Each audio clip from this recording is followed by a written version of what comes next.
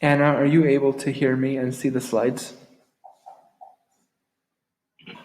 Yes. Okay, thank you very much. All right, let's go ahead and begin, you guys. So we're now starting our second lecture today, post-apostolic times. I'd like to always say thank you to Calvin and Hobbes as well, because when I was in California, I always used to read Calvin and Hobbes, and I never knew they were from Ohio, and I thought that was always really interesting. My primary objective for this lecture, and in part today, is to answer the question, after the apostles died, what were some of the important and significant events / people that developed the shape and structure of the church and in general of Christianity, okay? So in short, I'd like to know and answer, why is the church the way it is? That's what we want to know, okay? You guys have probably heard of this individual already before, Constantine the Great. He was born in the 3rd century and died in the 4th. He came from a very complicated family. By the way, this is he here, okay? He came from a very complicated family. And so on the one hand, you have his mother, who was Saint Helen. She's depicted here in marble, holding a cross. And I'll say a little bit about her. And then you have some other members of his family, like Julian the Apostate. Julian the Apostate was somebody who embraced Christianity initially and then decided that he didn't like that, and so he returned to Roman paganism, interestingly. Constantine's first wife, Minervina, and he had a son named Crispus. And from what history tells us, Crispus was a pretty good guy until in his 20s or early 30s, he had a problem with his father, and Constantine executed his son, Crispus. Okay?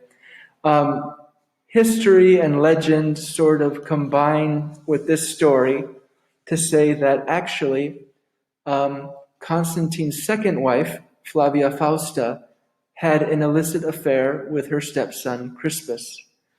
Constantine executes his son, and then 3 months later executes his wife by either boiling her alive or locking her in baths that were overheated, and so she burns. And so he has, on the one hand, a son-in-law who is Julian the Apostate. Okay, he has killed his wife and his son, and yet his mother is Saint Helen of the Cross, who in her later years was to travel to Jerusalem in search for the real true cross upon which Christ died.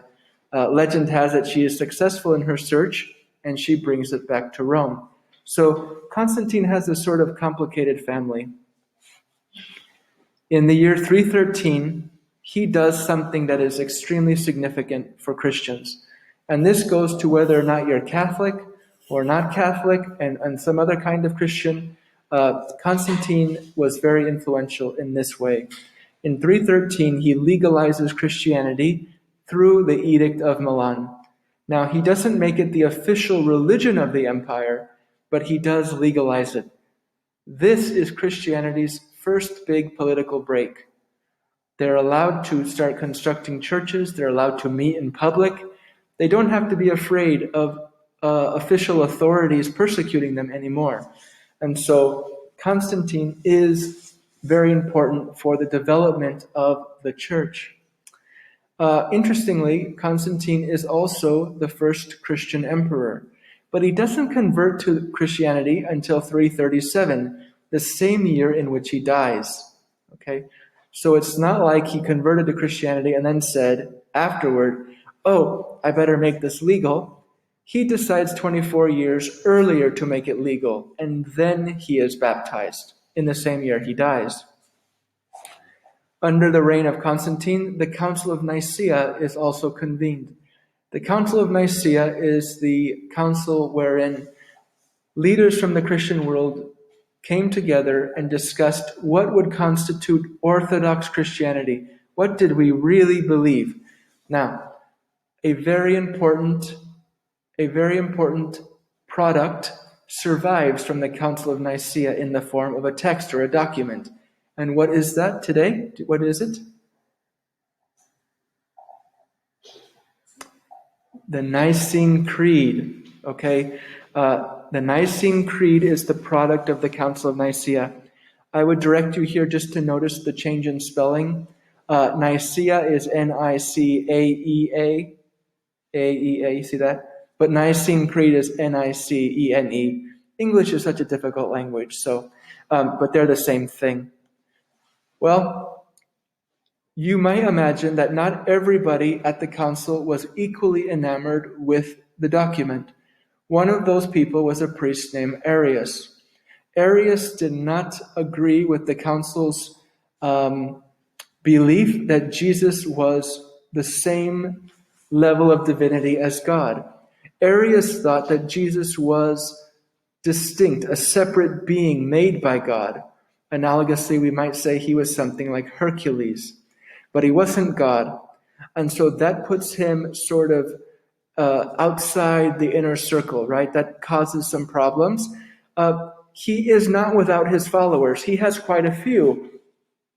One very well known is Eusebius of Nicomedia. Eusebius of Nicomedia is actually the person that baptizes Constantine. And so even though Constantine does have this really amazing conversion to Christianity, he has, in being baptized by Eusebius, offended the Roman papacy at the time. The Roman Pope was wondering, why is it Eusebius that is baptizing you and not us? And so there's a lot of historical intrigue as to what Constantine really believed, what were his motivations for conversion, though it remains sort of difficult for us to say. The legacy that Constantine leaves in the West is a very mixed assessment. Okay, it's mixed. Constantine, on the one hand, legalized Christianity and gave Christianity its first political break. That's amazing. In a second way, though, as I showed, he comes from a very complicated family, right? He killed his wife after he discarded his first. He killed his son, okay? So he was baptized by a heretic. So he goes through a very mixed assessment in the West. I told you here is St. Helen of the Cross. This marble statue is in St. Peter's Basilica in the Vatican in Rome. There is no statue of Constantine in the Vatican in Rome. And that's why the West has a sort of mixed assessment of who he was. In contrast, the East venerates him. The Eastern churches are going to venerate him. Here you see an icon with Constantine very charismatically in the center as a young king. In front of him is the triumph of the Nicene Creed in Greek. And so you can see that historically different groups have assessed him and his personage in different ways. The main point here is that Constantine is a very major player for the development of the early church. Okay, moving on to another important person. Saint Augustine. Saint Augustine was born in the 4th century in North Africa to an ethnic group called the Berbers. He'll die in the early 5th century. Quite famously, you all probably know his mother was Saint Monica. Saint Monica prayed for many, many years for the conversion of her son Augustine. He was very reluctant to convert. There are some interesting facts about his life, and I'd like to give you a few, though I'll try to explain it the best I can. He was in a relationship with a woman who was on the wrong side of the law for 14 years. Okay? He loved her. It wasn't just promiscuity. He loved her. He wanted to marry her, yet for obvious reasons he was unable to do so. Well, they break up and he's devastated by this. He's really devastated. And so he's broken down and he has quite a difficult time with that. He is very interested in something called Manichaeism, which is a religion that develops in the 3rd century in Persia and in the Near East. Where is Persia today? What's the name of the country that Persia is today? It was called Persia back then. What is it today?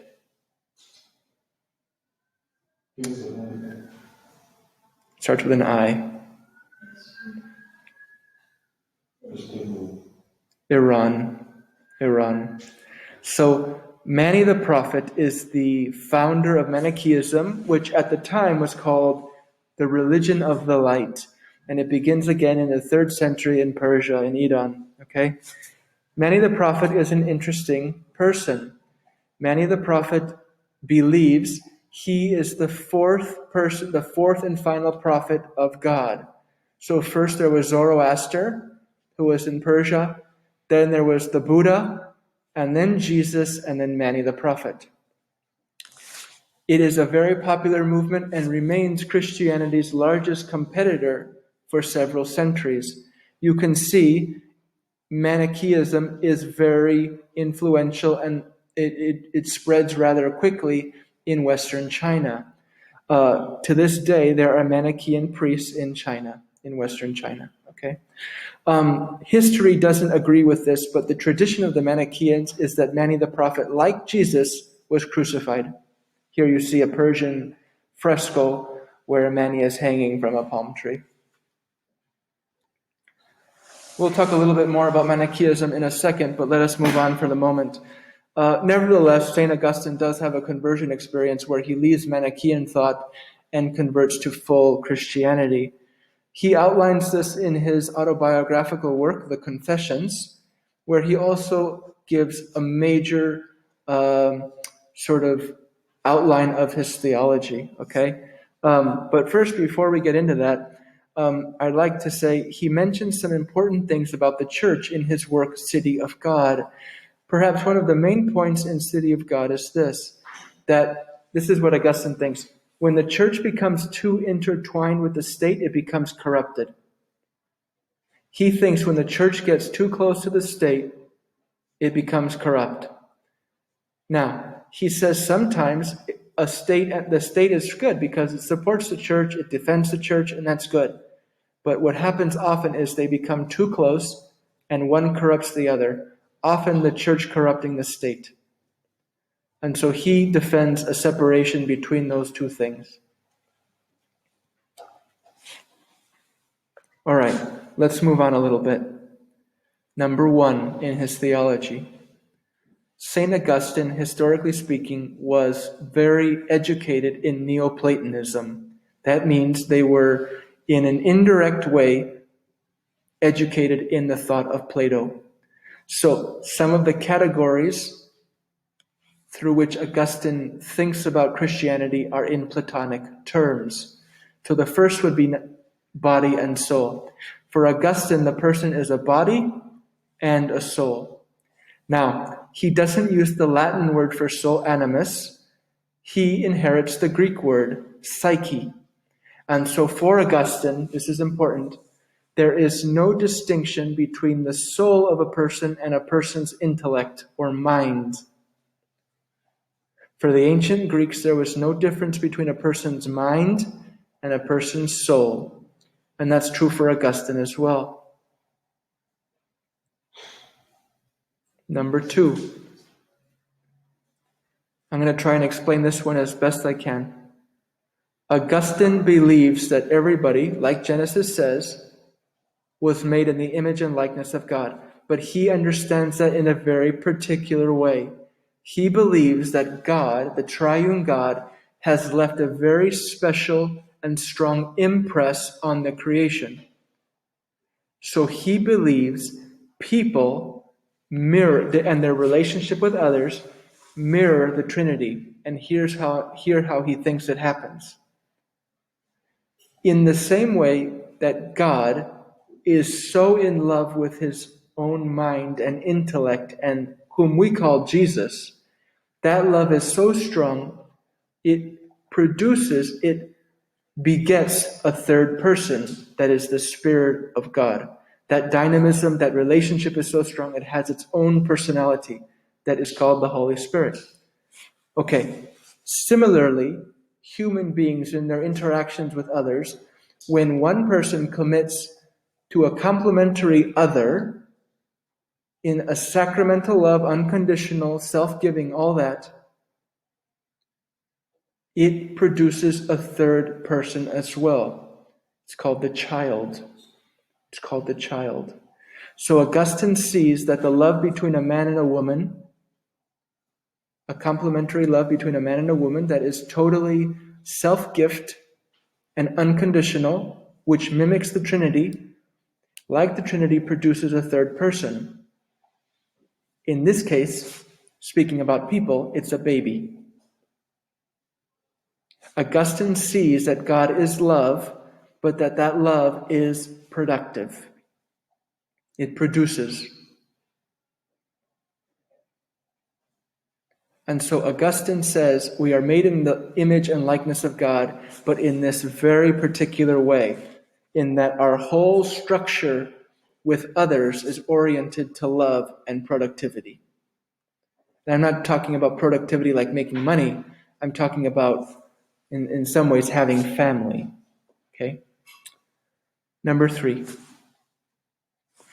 As Miss Kohut has taught us so well, God is good, right? Okay. Augustine thought the same thing, that God is the true good.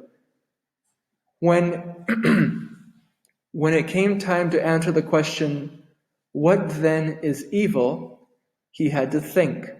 Now, he used to be a Manichaean. Manichaeism, Excuse me, Mr. Ravelis. Yes? I don't think you're actually recording the lecture. Okay. It has not been recording. Thank you. That's okay. I'll just I'll make sure that it's up for 7th period, or I'll just say it. No worry. I'll try it again. Okay. So, God is good for Augustine, but then he has to come to a point where he answers the question, what then is evil? Now, he used to be a Manichaean. Manichaean has a strong component of Gnosticism and Buddhism in it, that thought evil was a created substance in the world along with goodness. Think yin and yang. Evil and goodness were sort of in the world. They were forces that were battling or in some sort of relationship or relation to each other, but that evil had its own substance. Christianity is going to answer it a little differently. They're going to say evil is the privation or the absence of good. This is a major takeaway. Augustine says evil is actually the privation, the absence of good. Evil doesn't have its own substance. Evil is only created out of the human person's will to do what is not good, he says. Remember, in Gnosticism and Manichaeism, evil is a created substance by some demiurge or demon. For Augustine, evil is produced when a person in their will chooses to do what is not good. It's the absence of good, the privation. And Christianity will hold on to this definition up until today. That's what it means when it says the creation is good. Number 4. He also has an extensive treatment of freedom. St. Augustine seems to think that when human beings who do have free will choose to do good, it is God working in and through them. I'll read a quotation here. God, in fact, operates in the hearts of men to incline their wills where he pleases, either to good or according to his mercy, or to evil according to their merits. St. Augustine thinks that God is operative in people's lives, helping them do good. It's actually God is the source of their goodness, and it's the one helping them accomplish that.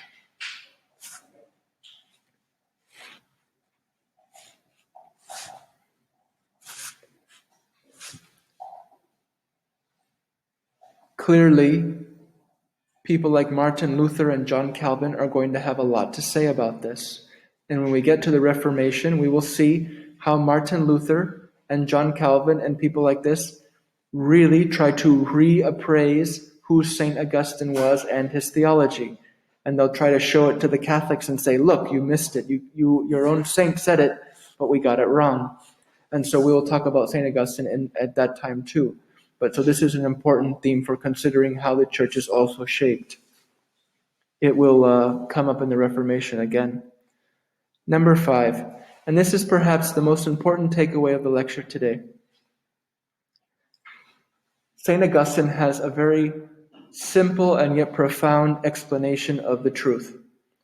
St. Augustine thinks that whenever somebody, and I mean anybody, not just Christian, not just Manichaean, anybody, when anybody ever has an encounter with the truth, they've had an intimate connection with Jesus Christ, the divine teacher.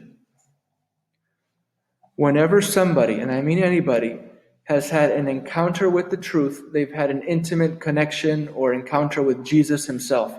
Because it is Jesus, the divine teacher, that illuminates the intellect. And here's his proof. I'm going to pick on Paige. Hopefully she doesn't mind. I keep trying to explain this to Paige 15 times and 5 different ways, and she still doesn't understand. So you see there, it's not so much that the teacher, me, can effect knowledge or produce knowledge in Paige. It's something about Paige that is not getting it or grasping it. Jesus, the divine teacher, illuminates the intellect and allows Paige to grasp the truth. Let's return to number 1, though. What did I say was identical with the intellect for Augustine?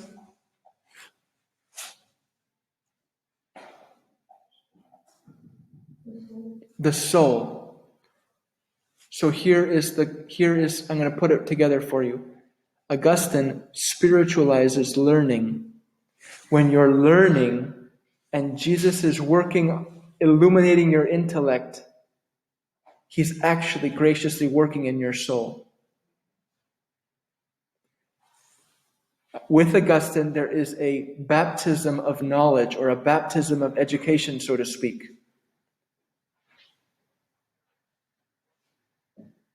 When you're learning, Jesus is illuminating your mind, and therefore he's working in and on your soul.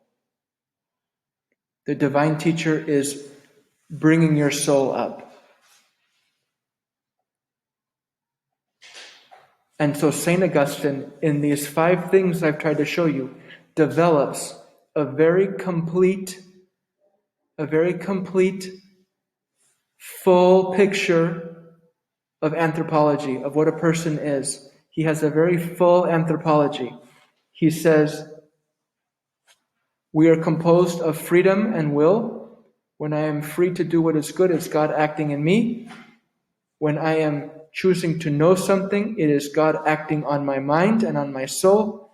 And in my relation to others, I can literally mimic the way God relates to God's own self.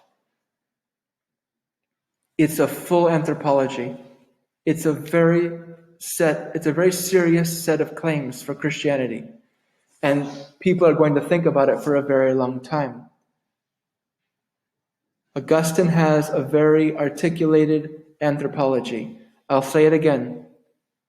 He defines what a person is, body and soul. He talks about the nature of God and our own nature and how we can participate in that dynamic of love. He tells us what is good, he tells us what is evil, and then says how we relate to it. And then says that very special thing that makes us people and not animals, knowing, the faculty of knowing, is a way that God can also work on our souls in our lives.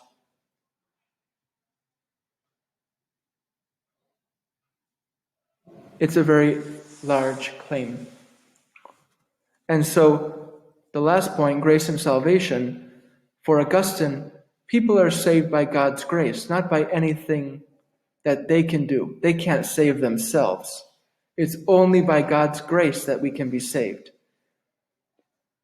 Even though you're in a sacramental relationship of love whereby you mimic the Trinity, even though you are performing good works, all along, the source of all of those things, and you're learning as well the truth, the source of all those things has been God.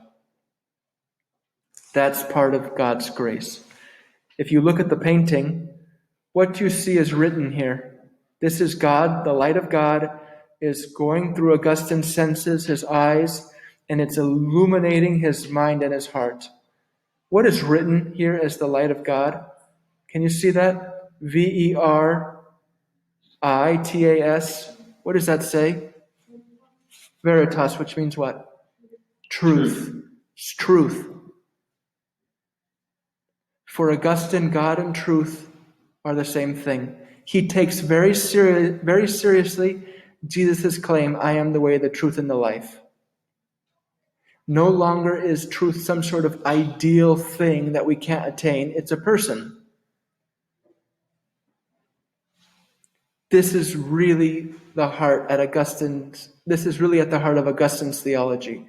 And I'm not getting into how this affects us spiritually, but I am telling you this changes the course of the church because they are now in a totally different ballgame of understanding how they can be with God. Okay? If I told you the way to become a really good baseball player is to practice baseball, people who want to be baseball players would start practicing. They'd pick up the bat, they'd pick up the ball, they'd start running. Augustine has just said, you, created in the image and likeness of God, were specifically designed to have as your ultimate end God, to be with God. And he shows in all these ways how that's possible.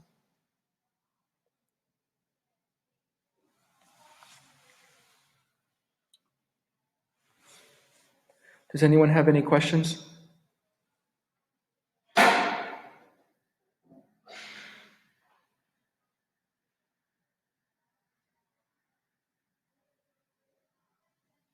I'm sure that some will come up. But for now, thank you very much, and I hope you have a good day. Oh, Ewell has a question. Yes. It's not really a question, but just wondering, you know you were on mute. I don't know if it's just me, but I see like a little mute icon. Where? Well, it's on the screen. It shows like, I don't know if you were Because I heard them responding, but like, I don't know. Yeah, I didn't know if you like purposely did that or not.